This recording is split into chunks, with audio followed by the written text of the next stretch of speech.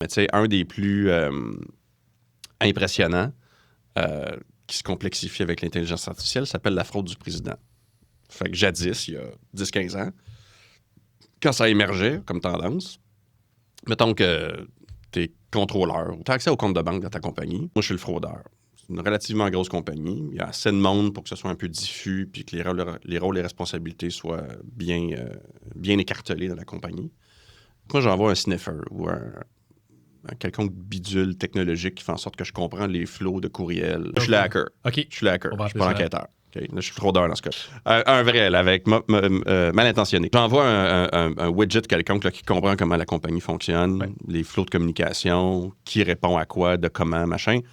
Puis après une couple de jours, semaines, mois, j'ai un bon mapping de qui a le pouvoir décisionnel sur quoi. Si le CFO appelle le contrôleur puis il dit « Écoute, sors le cash », il y a normalement un processus que je vais comprendre, avec des contrôles. Ça prend quelqu'un qui dit oui, il faut qu'il y ait une deuxième séparation des tâches, ça prend 2 signatures pour sortir un chèque, tout ça, c'est généralement suivi. Sauf en cas d'urgence. Oh.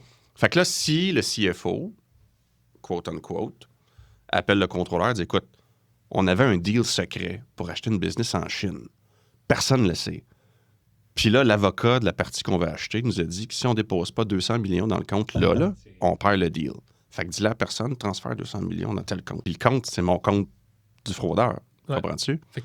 Fait que ce bypass-là, pour être crédible, il faut qu'il vienne de l'adresse courriel du CFO. Avec la montée de l'intelligence artificielle, le problème que tu as, c'est que là, tu as un deepfake. Fait que je peux faire littéralement un Zoom call. Puis là, tu as ma face du CFO. Puis là, je te le dis, il faut que tu transfères 200 millions dans tel compte. Puis honnêtement, dans ma profession, avec tout le bagage, pas juste de moi, mais des gens autour de moi, on n'est pas trop sûr comment contrer ça. Parce qu'il y a 15 ans, la solution, c'était ben appelle ton vrai CFO puis valide. Ouais.